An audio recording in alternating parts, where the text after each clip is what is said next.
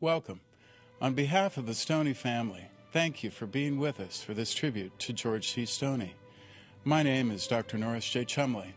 I'm the chairman of Manhattan Neighborhood Network here in New York City.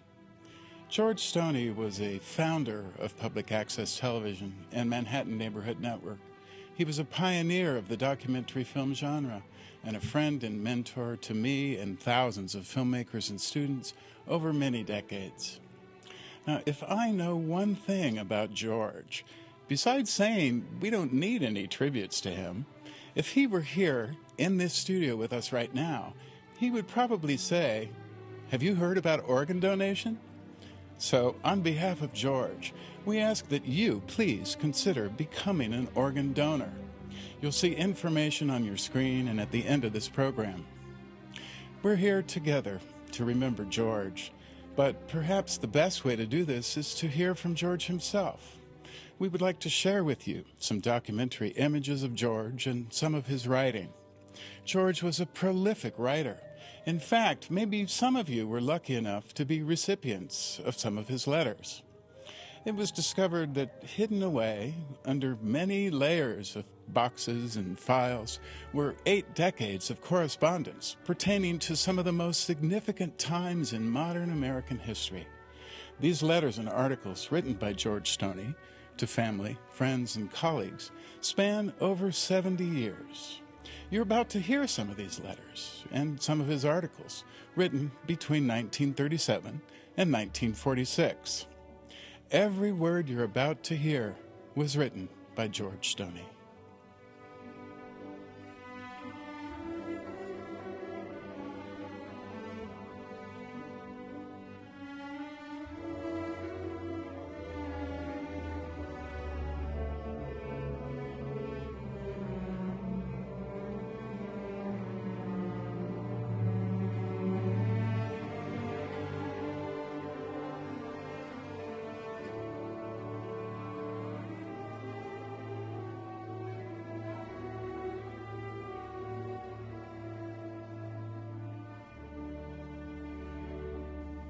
Letter to the editor of the Atlantic Monthly, 1937.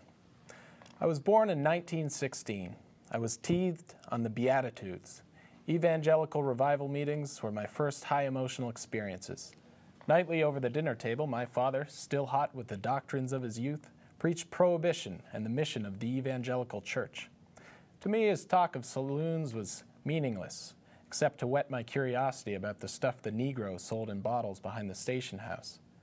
What I heard in the church did not explain why I had to go without the pocket money needed to make me acceptable among the boys in the set my family clung to in that small inland town of Winston-Salem. The depression was heavy upon us when I entered high school. My father said enforcement of prohibition in the church could cure it all.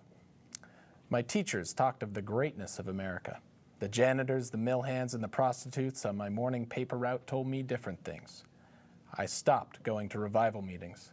I read Paul Green and Sinclair Lewis. If any feeling of compassion rose in me for these morning people, it was done away with when the discovery of Hart Crane and Thomas Wolfe decided me to become a writer. Then these people, my teachers, family, everyone became material. I lived one lonely, happy year. My college town was a quiet place, green, jasmine draped, separate from the world. I washed dishes with Beethoven crescendi in my brain. Shelley scrubbed floors with me, and I did library drudgery with half a mind exalted in the beauties of medieval symbolism and the doctrines of Rousseau. At midnight there was Thomas Wolfe again, and in the mornings Walt Whitman. The sweaty bodies that bent beside mine over the steaming sinks, the midnight scrubbing crews were my material now. Little Horatio Algers, I said, I know your thoughts. Scrub hard, little man. Push hard, little guy. Soon you'll have a car like a Beta Theta Pi. The professors of history mocked us with their rise of Western civilization and their perfectibility of man. Are they as blind, I asked, as my father and his talks of prohibition in the church? Oh, not blind, the sociology professors explained. They are merely examples of the cultural lag. No need to get discouraged about these new employment problems, the economics professors said. They are a perfectly natural cyclic phenomenon. You see, we have a graph of all the past depressions, and that enables us to predict them. This one will last 7 years. They had unemployment categorized, statusized, and we had to have it memorized for the exam. Graduation and no job. Forget it, boy. Adventure's the real thing. Byron, Whitman, Woolf, go into the world and find adventure as they did. Adventure where? The vagabond can go no further than a strip of asphalt fenced with gas pumps and barbecue stands. I know, I tried. The sailor is no freer. Engine tied, he paints the stack and sees the albatross, but dimly through a cloud of smoke. I know, I tried. Go to the big city. Look there.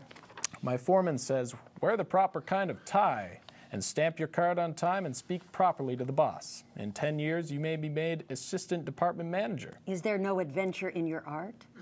Talk among the writers is how much which publisher will pay for what. Instruction in the classes is in what the public wants. Where is adventure then? What is there left to break the stupid, lonely sprawl of living? What are you so steamed up about, boy? Nobody starves today. Yes, but it isn't food I'm hungry for. I'm looking for a place where I belong. I want something to believe. And I'm not alone in this desire. There are thousands like me over this America, searching for a new belonging and a new belief. Have you heard the new doctrine? I hear it whispered in the waiting rooms, talked of around the waterfront, sung of in the streets. A congregation of its preachers, boys like me, have a club room down the block from where I live. Every night they meet up there and talk. Good talks of books and discipline and a new kind of art. Comradeship, adventure, a new belief in mobility, a robust culture. No fear of losing caste, a doctrine that puts force behind the reason of the world, an ideal that puts purpose in the practice of one's art. Wait, boy, think. 10 years from now, when you'll want a home and a son and quiet regularity, what then? This fervor of their meetings, like an old revival meeting, is it not? How long will it be until this revolts you, as your fathers did? Think. I have thought. And what else is there for me? Live with the pale people in the boarding house who wear the proper tie and make a man's paycheck thermometer for his welcome? Go back to the hometown and tremble in my bed in fear of not having money for the car and the kind of house my family's set demand? No. The gang is up there in the club room now. Hear their song? I hear, yes. It sounds like an old gospel hymn, like Onward Christian Soldiers. Think, boy. Think before you join in. Like a gospel hymn. What if it does? I will join in. I've got to have something to sing. I've got to have something to believe. May 1st, 1937, Chapel Hill, North Carolina. Dear Dad, we had comprehensive exams for 7 hours today. I did not do well. It was not so much the difficulty of the questions as the fragmentary knowledge I had in special fields. Last quarter, I was steeped in Wells, Yeats, Synge, Hardy. But my limited knowledge of Dryden, Pope, and Swift, and my complete lack of familiarity with Spencer's and Langland's works made it tough going. Of course, I will have another chance at it when I take my final courses this summer. But honestly, the taste of Walt Whitman, which I got during recesses at high school, has meant more to me than much of this. And the American writers, Woolf, Sinclair Lewis, O'Neill, even Greene and Ferber, are to me more valuable than all the hours of labor over Tennyson's Idylls. I'm too much a creature of my senses. Purely intellectual thought is with me, I fear, impossible. True, though, these readings have focused my attention on more social problems than spiritual ones, more on my associates than myself. The consciousness that there are others in the world, the consciousness that I have a relation with things in the world, I can never quite banish. Tomorrow, John Creedy and I are having supper with Dr. Kaufman, my old Chaucer teacher and head of the department. He knows much about modern literature and has a fine sense of poetry. I've been talking with several of my professors about the possibilities for next year. Phillips Russell, Frank Manny, and several others think I have my talons deep enough in the job to leave it for a year and get back in later. They want me to go north this fall and get work at different places, travel around for the experience, and come back with a new outlook the next summer. I know this sounds exciting and impractical, but the idea appeals to me. Mr. Manny says he could help me get contacts with interesting if not helpful men. Yet I do fear. And there's the rub. The very fact that I fear to leave disturbs me. Here I am, 20 years old, and already hugging to my little year of security as though the threat of destitute old age were around the corner. Of course, I have a long time yet to consider it. Lovingly, George. For the Raleigh News and Observer, Is This America? By George Stoney. Editor's note, Mr. Stoney is now taking a casual tour through the South, at least as far as he can go hitchhiking. His semi-occasional communications follow. September 7th, 1937, Fuquay Springs, North Carolina. First crack. A lady, too. She wasn't bad looking either, though sort of wispy. Had one of those artificial faces, you know, the kind that make you kind of uneasy when it starts to rain. She was a beautician, and she was an advertisement of her trade from the tips of her carmine fingernails to the last carefully molded wave. But she turned out to be just a home-loving farm girl. Here is Fuquay Springs, North Carolina, as far as she was going. September 8th, 1937, Charleston, South Carolina. Charleston is built for comfort. Its narrow streets, so narrow that one live oak serves to shade both sidewalks, will not allow much speed. But the Charlestonian, sitting in the shade of his long side veranda, seems never to be in a hurry anyway. Down at the docks, you find tall red piles of scrap iron, grotesque mixtures of sewing machines, auto engines, pipe, bedsteads, chairs, enormous rusty turbines, anything iron. At each of these, several half-naked Negroes with large sledgehammers try to break the rusting metal into smaller pieces. The sweat rolls down the gullies between their huge muscles, but they keep swinging. How long has this been going on for? I asked a man watching the loading from a nearby shed. Oh, about a year or more. I've had a ship loading here every 4 weeks from this same wharf myself. This one right here has made the trip to Japan and back 14 times already. He was coatless, with fancy-looking garters, holding up his sleeves. I made some vague remarks about the possibility of our being drawn into the war by having our ships continually in the danger zone. Hell, boy, a man's got to make a living, hasn't he? But I insisted, if you just sell to Japan, you're actually taking side in the war. Look here, boy. He was angry now. It's like this. We sell to anybody who can pay for it. Chinaman or Japs, I ship scrap.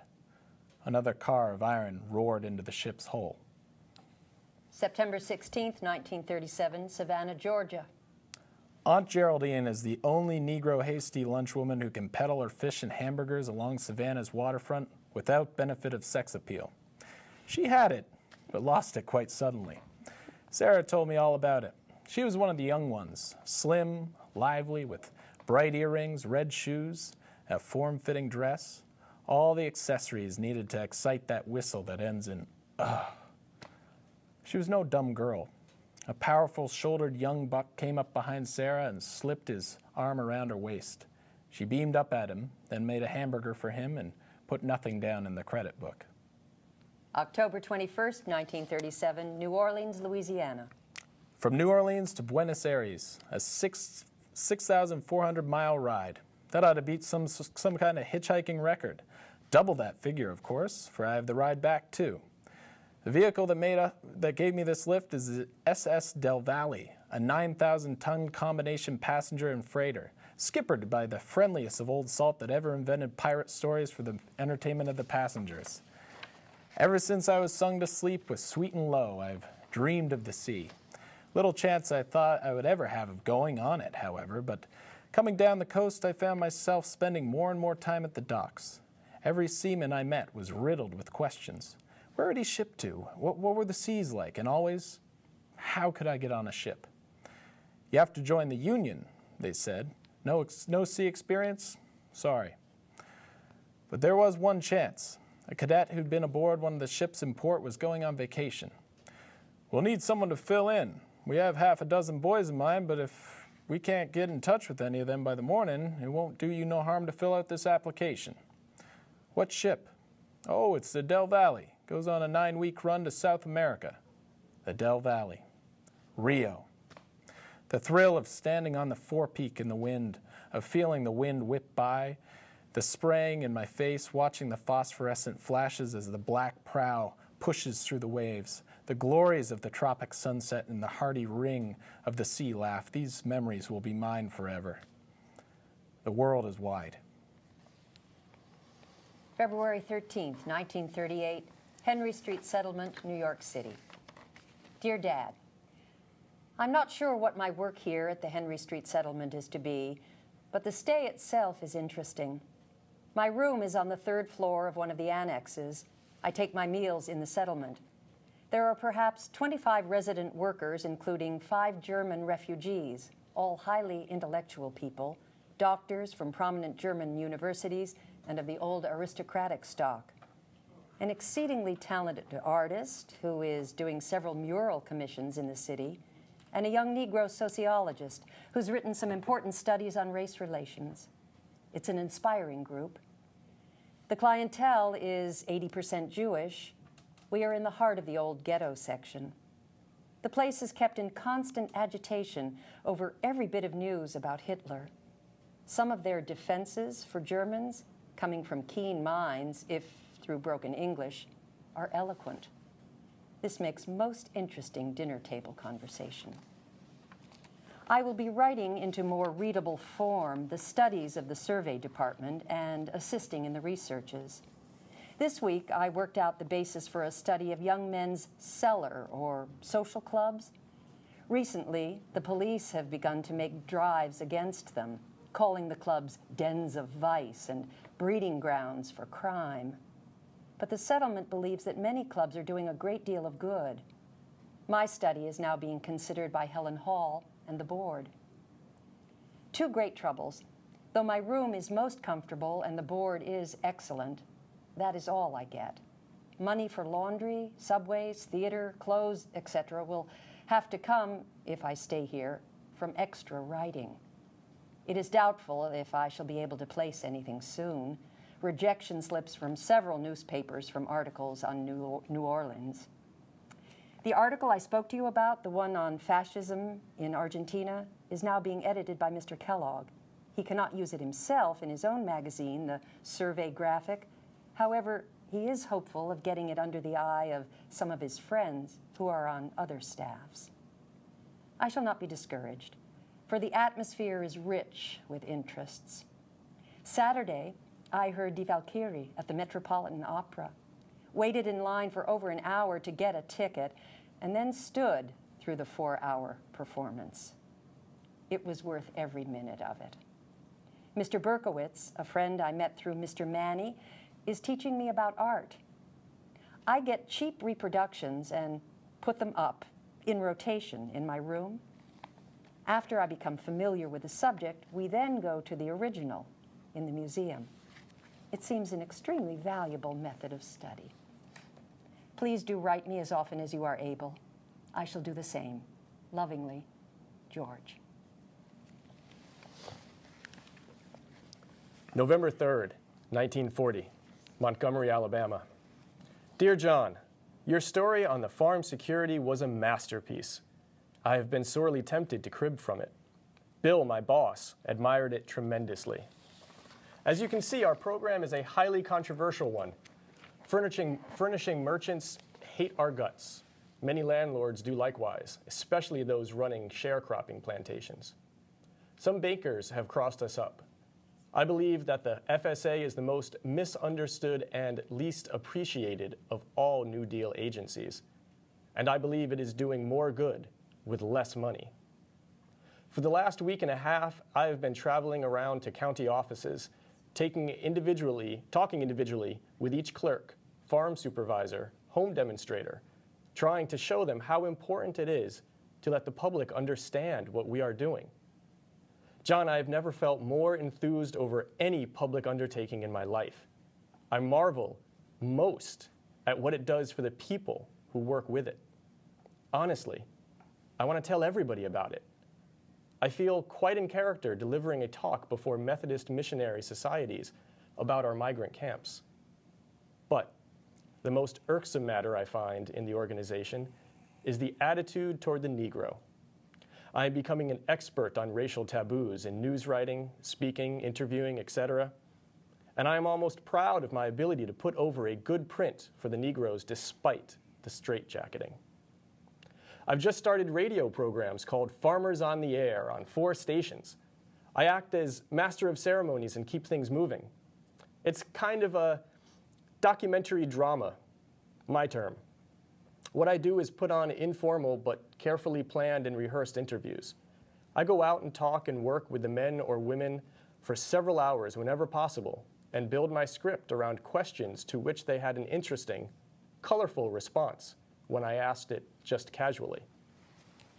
Farmers on the Air, a brand new program coming each Tuesday morning at 7:15 by, for, and about those who cooperate with the Farm Security Administration. And I'm your host, Caldwell Stewart. Our first Farmers on the Air program is starting on the very day Farm Security moves its regional offices into a beautiful new building, all streamlined and lighted with fluorescent tubes.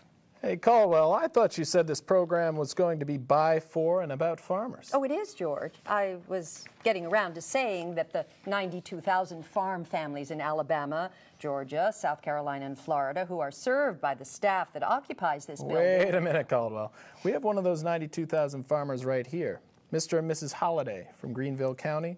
I want you to meet Caldwell Stewart. Using radio this way, my idea is to get a group of people who cannot be reached by newspapers or pamphlets. I want to say to them indirectly, here is a man who talks like you do, and who has about as much to work with as you do. And he's been able to do this thing, so you can do it too. I want to give these people some hope in their government. But another trouble, the draft. My number has been called. They have sent several people ahead of me because I've been out of town. Took my physicals, declared fit for service. The regional director has put in a request for my deferment based on service to the government. I will have a maximum of 6 months. Then, cordially, George. April 26, 1941, Montgomery, Alabama.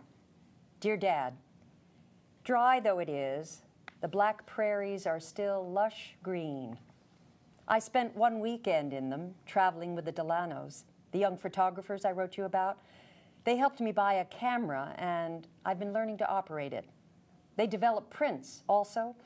I hope I can develop it into an art. Photography is fast becoming a necessity for article writers. Last week, we spent the day with a farmer and his wife and 8 children. He's a good farmer and is getting better now that he has a little FSA money to finance improvements. I noticed almost immediately the quiet way, almost gentleness, in which each family member spoke to the other. This was true of the 8-year-old speaking to the 5-year-old, as well as the mother or father speaking to them. I could find nothing in the family's background that would make for this, what I still think is an unusual trait. But they are frightfully poor, and will be unless they can find some income outside of farming. For there are only so many acres to go around, and even with the best of farming methods, their income must remain dangerously low if they depend upon the soil only. An interesting experience a week ago Friday showed Pari Lorenz's film The River and spoke to students in Baldwin Junior High here in Montgomery. I expected spitballs, etc. The picture had enough action to hold them, and there was little inattention. I began afterwards by telling them about 2 boys I knew who had picked enough cotton to make 1,000 overalls, but who had missed 2 years of school because they had none to wear. Then I tied this in with democracy's duty to help these boys. They listened. One of the teachers came to me afterwards and said, the only trouble with the unemployed persons is laziness. Anyway, if many teachers have this outlook, the message of the picture and talk were canceled out probably by classroom talk. Next month, I'm coming home for a few days and will do a bit of visiting around the state. Strange how homesick I am for the old places, Winston-Salem, Chapel Hill especially. Yes, and even New York. Lovingly, George.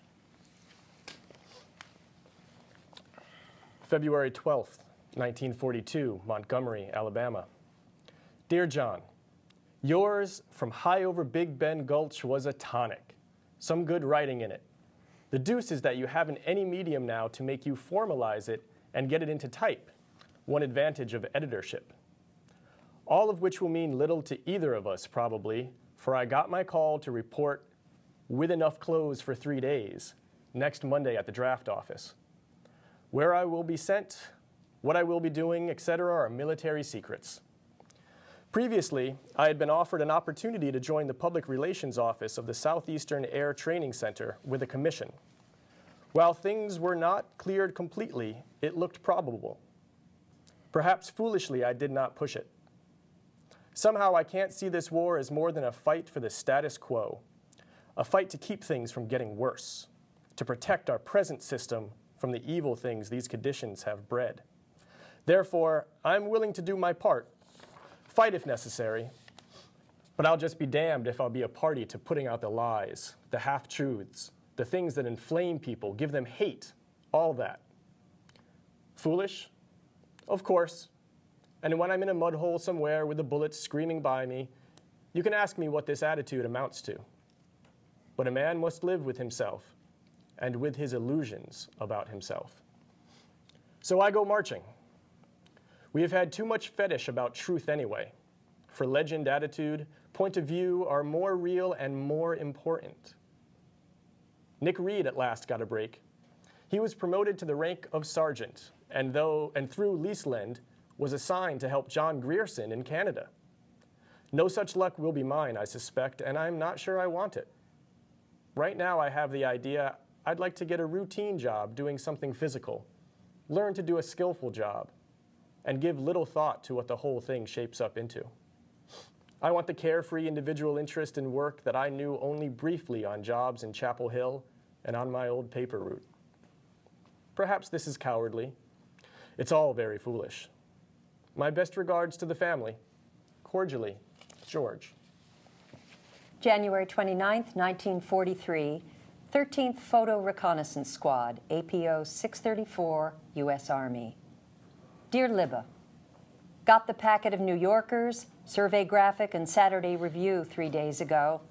New Yorkers are very popular in the barracks, and I've been passing them on to friends at the BBC Club, where they are reread until scarcely an advertisement is left. I felt rather helpless about your letters and very much ill at ease. All that time you thinking I was in some awful place, in some awful danger, doing terribly heroic things with great effort and sacrifice. In fact, I feel very much pampered, guiltily so, when I see how the ordinary Britisher has to work, live, and particularly how he eats. One of your letters would come, full of sympathy for me somewhere out in the sands, and I'd deny myself a second helping of fruits for salad in penance. Sorry I have to disappoint you so completely. We aren't even having the usual awful English weather, which reminds me of a most important happening. I wish to announce the christening of my bicycle. As with my automobiles, I have not rushed into this most serious matter. Rather, I have waited until just the right name came along, a finely fitting one. So, my trustee hereby becomes Strange Interlude. A toast, ladies and gentlemen. After a few repairs and adjustments made at a nearby bike shop, she sails along like a flying cloud. Wonderful ride last night, the sky so bright. I went dashing along, watching the plane lights blinking, singing at the top of my voice the craziest collection of things. I've got sixpence on top of Old Smoky, when the roll is called up yonder, gospel train. And it was this old Negro spiritual that got me into trouble. I just pumped over the biggest hill and was feeling the wind run down through my shirt top, singing, "This train don't carry no jokers, no crap shooters, no cigarette smokers. This train I'm bound to ride." My headlight picked out a figure 5 feet ahead. Brakes, swerve, "Sorry, sir." By that time, I had slowed down enough to hear his reply, "'S all right, Governor." After that, I tried to sing less hypnotic songs. Not that I paid any more attention to where I was going. A friendly wind came up from behind to tickle my neck, and we traveled on together. An odd phrase began playing around in my mind. Stars in the river flowing, stars in the river flowing, flowing as my thoughts do, going through the night not knowing, stars in the river flowing. Almost missed the turn. When I made it, though, the wind slapped me square in the face for forgetting him. He was easily beaten, though. That long hill down to Wilmington made him race to keep up with me, and after that, we were so near home, I welcomed his offer to wrestle. I slept very well. Love, George. November 26th, 1946, Atlanta, Georgia. Dearest Libba, don't know what you wrote to Mary, but it must have been awful good. She was so pleased that she said she wrote a reply with almost no feeling of hesitation or nervousness. Mary will become a Stoney. You and I know the meaning of this, and the Stoneys will never quite be the same again for her coming. It is very difficult to thrust oneself in the middle of a rather intimate family group, and I realize just now how close we have been, though separated physically for so long. I recently went to work for Nick Reed and his film outfit, the Southern Educational Film Production Service. Film writing on this level is a challenge. You are tied down by equipment. No indoor dollies on most locations, no boom, only a handful of camera angles, little large scene lighting, etc. By expense, subject matter, the sponsor calls the tunes naturally, and most of all by the documentary technique itself. All the same, I am appreciating it as a new kind of expression, and I'm trying to realize its disciplines. The job keeps me flitting about between Montgomery, Auburn, Atlanta, and Athens. I've done a full script on education and the community for the NEA, and I will be starting on 2 for the Mississippi Delta Council on venereal disease and TB. We hope to begin a series of less earnest shorts on Southern folk songs and customs. I hope we can do one of these on the Moravian Christmas Love Feast. Wouldn't that be fun? Considering all the gallivanting, Mary and I are hoping we can buy a Jeep station wagon. It would hold a lot of camera equipment. We could even sleep in it if necessary, and when the depression comes, we could live in the damn thing and rent it out as a delivery truck to pay for the gas. A fine plan. Now we've just got to find one. We miss seeing you. If you can't come down, then put 25 cents in one of those photo machines and send us a picture. All the best, George. And we all know what happens next. George became the documentary filmmaker, teacher, and community activist we all know and love. Now, I don't know when he started using the phrase, "I was just lucky," as a way to humbly explain where his dedication and hard work led him. And I don't know when he adopted happy collaborator as a way to say thank you to the countless people he worked with. And I don't know how each and every one of you knew George. I don't know all of it. You see, George had a long and storied career. I don't know all of it, but I do know a few things. For instance, did you know that in 1958 he directed his one and only fiction film called The Boy Who Saw Through? But I'm getting ahead of myself, so let's go back to 1946, right around the time he wrote that last letter to his sister Libba. He continued to work for the Southern Educational Film Production Service, mainly as a scriptwriter. He wrote films about public health, like Mr. Williams Wakes Up, and films about farmland, like Land and Life. He directed his first short sequence in 1947, writing to his sister Libba. He said, "I had my first crack at directing," if telling a cow which way to look can be called that.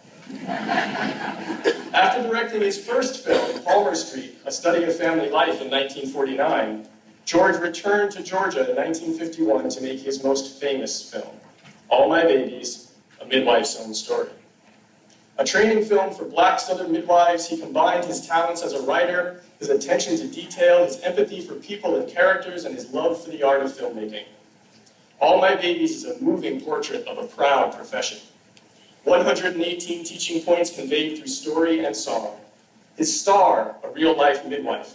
His script, rewritten by her own experiences. It is on this production that I imagine George first put into words his signature phrase, "Your first collaborators are those in front of the camera." George had mortgaged his own house to complete the film, and needing to support his wife and a new baby girl, he took any projects that were offered to him. He produced industrials like the American Road for the Ford Motor Company, Elsie & Co. for the Borden Mill Company, the Furline Foxhole for Nationwide Insurance, and the U.S. Army uniform for, you guessed it, the U.S. Army. He made public health films like The Invader for Georgia Department of Health, The Secrets of the Heart and Cerebral Vascular Disease, and Second Chance for the American Heart Association. It's no coincidence that films about health dominate his filmography. His compassion and empathy rival that of any doctor. He would even cite the Hippocratic Oath as part of his own documentary philosophy. First, do no harm. In 1964, while working on a series of police training films for the Louisiana Association for Mental Health, his trusted editor of 15 years, Sylvia Cummins Betts, quit the project saying, "I hate cops, and you make them look like angels." George would say, "They were just jobs, and I had to make a living." I think it was more.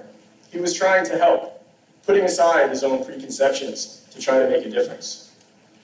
George was able to return to his interests in social issues with a series of 7 films for WNET in New York called Metropolis, Creator or Destroyer.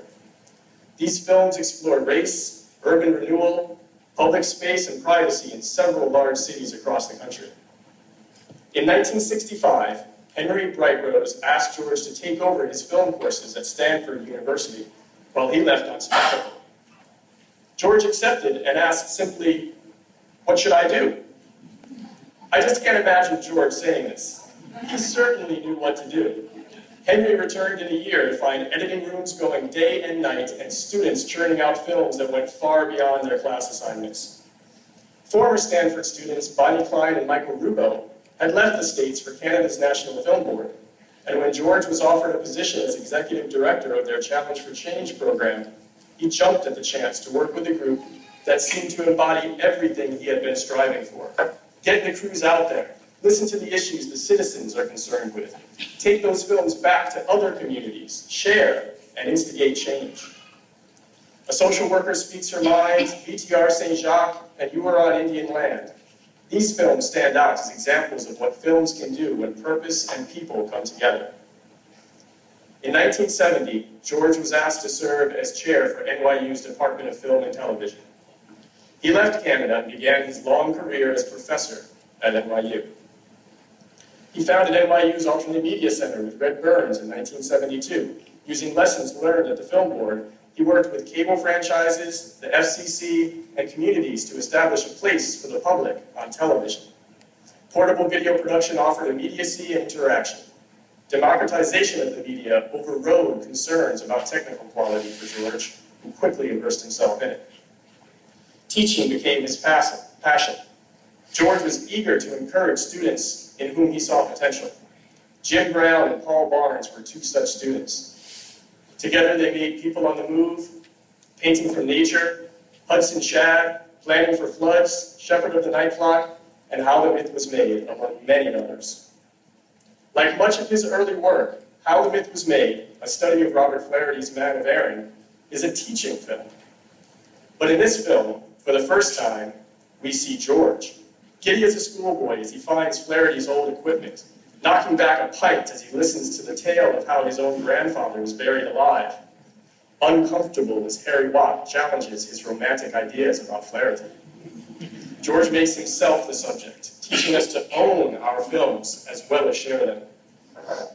George found that producing films while teaching didn't distract him, but made him an even better teacher. He continued his collaborations with students including his son, James Stoney, Emmanuel Fontebella, Anna B. Andrade, Judith Helfand, and Ahmet Das, to name a few. Films like Southern Voices, How One Painter Sees, The Uprising of '34, marked a time in his career when he could make films about the things he wanted to, films about art and history, but especially about people. Trips to India, Japan, China, and Brazil opened his eyes to how media can be used to to bridge cultural divides. A chance meeting with philosopher and educator Paulo Freire reinforced his own observations on education and how it can be improved. Tirelessly traveling the world, attending screenings, lectures, seminars, and festivals on teaching on community media allowed George to touch and inspire thousands of eager students. But he would never say that. George shied away from characterization of his influence. He often attributed his accomplishments to luck, being in the right place at the right time. To his many students, it was we who were in the right place at the right time. It was we who were lucky. I met George in 1995. Like many students before me, I was lucky enough to be singled out as someone George might want to work with. A few months later, we were in production on 3 films. As soon as one finished, George came back with another to start. Getting out is a favorite of mine. After showing him a fine cut, he turned to me and said, "David, you've given these people what the prison system has taken away from them. You've given them power." By that time, I knew George well enough to know how important it was to him. Most of my adult life. Suffice to say, like so many others, I owe so much of who I am as a person and a filmmaker to George. The last film we completed was Flesh and Ecstasy, Gaston Lachez and the Woman He Loved, a film George had wanted to make for many years, a film of poetry, art, love, desire, and friendship. We dedicated it to Betty Pulston, his lifelong friend and love.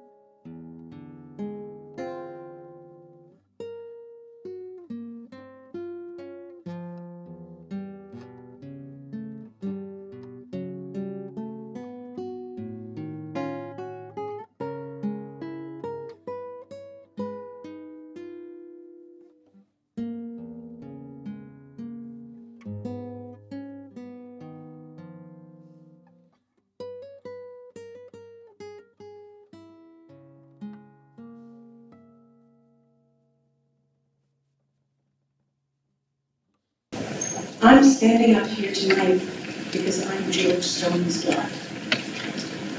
I am, as my father would say, blood kin. But the truth is that all of you are George Stoney's family. I have to admit that I wasn't always happy about this truth. When I was a child, I didn't want to share my father with you. I wanted his time and attention focused on me. In fact, I'm not a word man. I wanted a normal dad. You know, like the ones on TV. Ward Cleveland, Fred McMurray, or my 3 sons. The kind of dad who came home every morning and helped you with your homework. Took you to baseball games. Taught you how to fix things. That's not the kind of father George Stoney was. And so I wasted a lot of years longing for my father to be something he could never be. But then one day I had an epiphany. It was one of those times when Dad had taken me to an NFLCP conference or some meeting like that. And I was sitting in the hotel room and feeling kind of lost and a little resentful. And suddenly it occurred to me that I needed to stop expecting my father to love me the way I defined love, and that I needed to pay attention to the way he defined love. And the amazing thing was that I didn't just think this thought, but that actually, over the next few years, I was able to do it. I was able to shift the way that I saw my father and the way that I understood the things he was saying to me. Well, when I made that transition, it was amazing. It was as if the curtains parted. And there, standing before me, was this most amazing man who had so much love and so much to teach me. Lucky for me, I had this epiphany when I was in my mid-20s. So, Dad and I had a good 35 years together to really get to know each other in a new way. And we became very close. And during that time, I became aware of the truly profound things that he would taught me. For example, take truth. I learned from my father that there are many sides to every story, and all of them are true. It just depends on whose truth you're listening to, and how then you're listening. And generosity. My father taught me what it means to be truly generous. Now, most people think generosity is about money. And yes, my father was incredibly generous with his money. But much more importantly, my father was generous with his time, with his attention, with his ideas, with his professional contacts. George Stoney was a filmmaker who gave the camera away when he thought someone else ought to tell the story.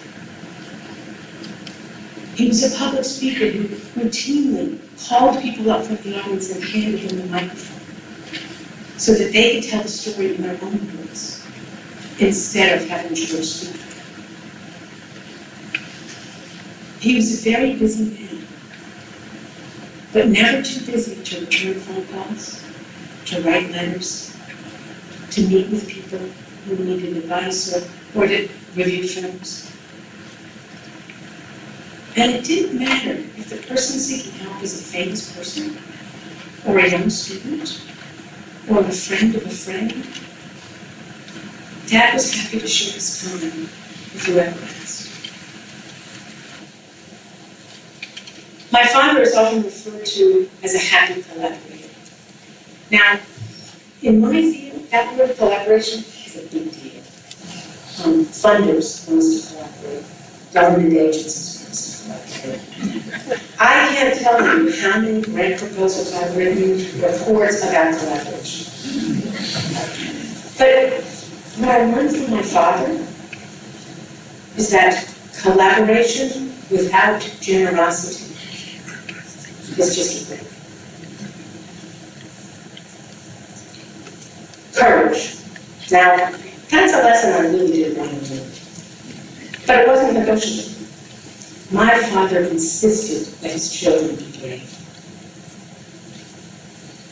I've always been introverted. And so as a child, I would have been quite happy to remain in the background and let someone else take the lead. But that wasn't the story. Time and again, my father thrust me out into the world, sometimes in ways that felt to me beyond what I was capable of doing. But I didn't want to disappoint my father, so I did what he asked. And what I learned was that if I walked right into my fear, after a while, that terrible feeling in my stomach would go away. And that if I kept on walking, if I followed his lead, sometimes that hollow space would get filled up with something that felt like freedom. Freedom. Now, that was one of my father's core values. Freedom to think. Freedom to write. Freedom to speak. Freedom to explore and travel. Freedom to compose a life, rather than live a life imposed on me by others. Freedom to live and love in ways that he chose, even if his approach wasn't usual. My father passed his longing for freedom on to me. But what I didn't realize until recently was that he taught me to be brave so that I really could be free. I could go on about all the things I've learned from my dad. There are many. But in the interest of time, I'm just going to give you one. The power of curiosity. The power of curiosity. My father was insatiably curious. He was curious about art and music, literature and poetry. He was curious about history and politics. He was curious about the man who picked him up hitchhiking, about the woman who sat next to him on the bus. Curiosity was, for George Stoney, a driving force. To the last days of his life, his mind was asking questions, hungry for knowledge. When I was in my early 30s, I accepted a job as the executive director of a nonprofit agency. And I got this job because I was an expert in the subject matter, not because I had any experience as an administrator. I was pretty nervous. No, that's an understatement. I was scared. I knew that a big part of my job was going to be raising the money needed to keep this organization afloat. And I've never raised a dollar in my life. I didn't even know how to write anything. So I went to my father for advice. And I will never forget what he told me. We were sitting at that kitchen table at 240 Waverly Place. I bet many of you sat at that. And he sat me down and he looked me in the eye and he said, "Lulu, don't chase money. Don't focus on the money. Focus on the work. In fact, focus on the questions. Focus on the things that make you most curious. The things that you think are most pressing, push you the most, give you the most passion. And if you keep that focus, and you keep following that thread, and the work's worth doing, you'll figure out the money." That is some of the best advice. 25 years it's been, and I still return to that again and again in my profession.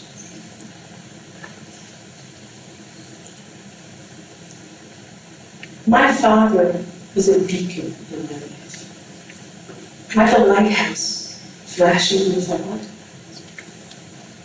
When I feel lost or confused, I look for that light. Sometimes all I need to do is pause, close my eyes and think, what would George do? And I find my way.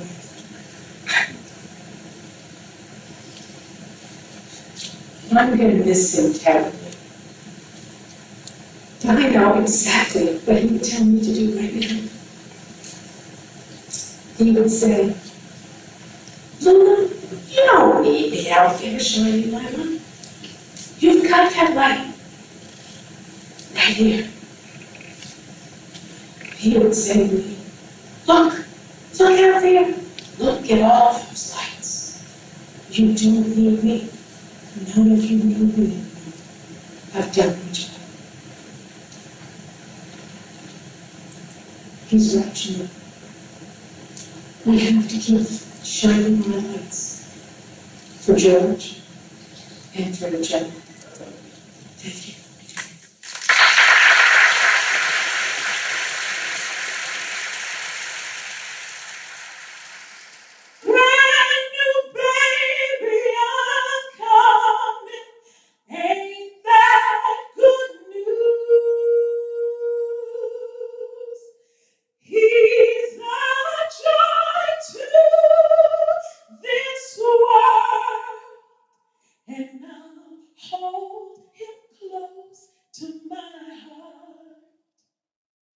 Cause he's the very image of Jesus.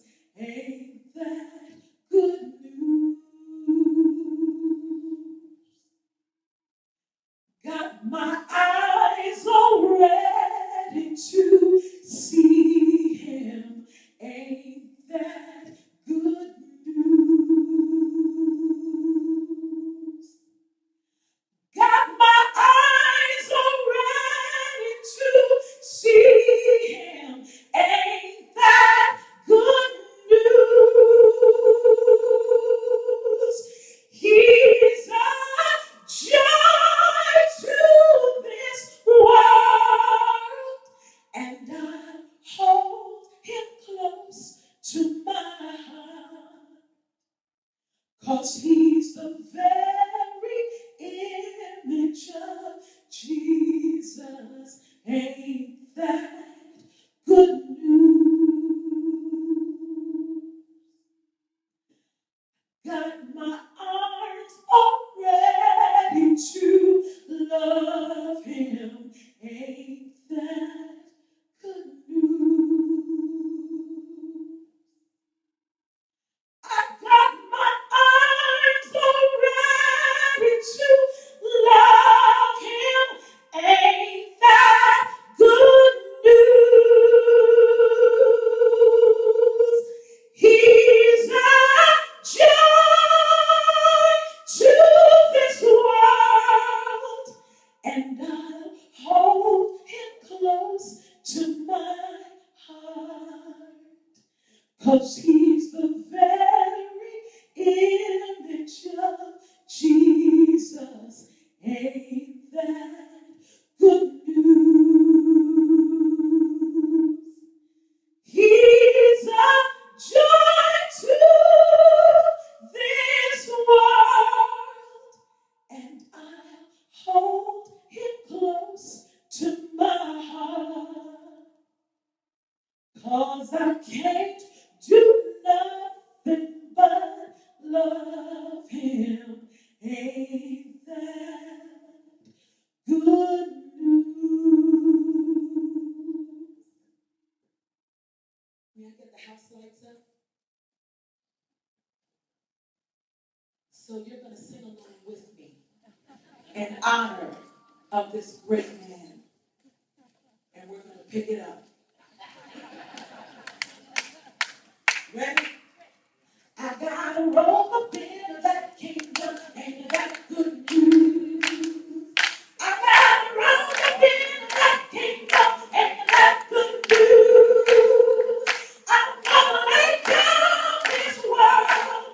Gonna shoulder up my cross. Gonna take it home to Jesus. Ain't that good news? I got shoes up in that kingdom. Ain't that good news? I got shoes up in that kingdom. Ain't that good news? I'm gonna lay down this world. Gonna shoulder up my cross.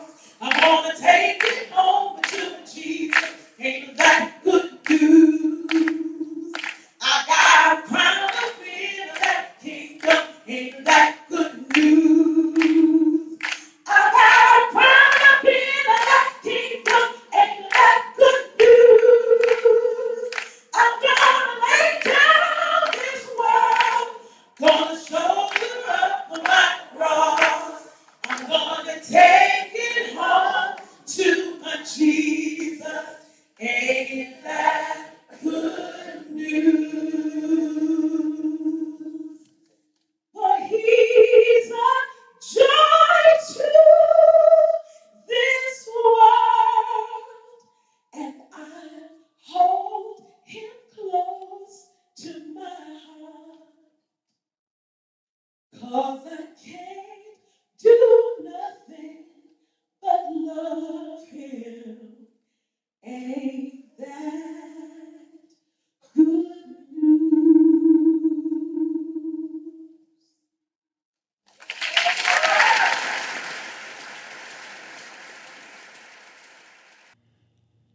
You've just heard selected letters and articles written by George C. Stoney between 1937 and 1946 to family, friends, and colleagues. As a tribute to George Stoney, we've just presented these letters and articles to you. Now, we would like you to honor the life and work of George by considering donating your organs to others who need them when you no longer do. George Stoney was a passionate advocate for organ donation. One of his daughters, Cashel, did donate her organs, and with her passing, gave the gift of eyesight to someone in need. It's easy, free, and your act of generosity might make a big difference in someone's life. Please don't wait. As George might ask, take action now. On behalf of the Stoney family and Manhattan Neighborhood Network, we thank you for being with us, and we thank our founder, mentor, and friend, George Stoney, for his dedication to filmmaking and to the student and artist in us all. I'm Dr. Norris J. Chumley.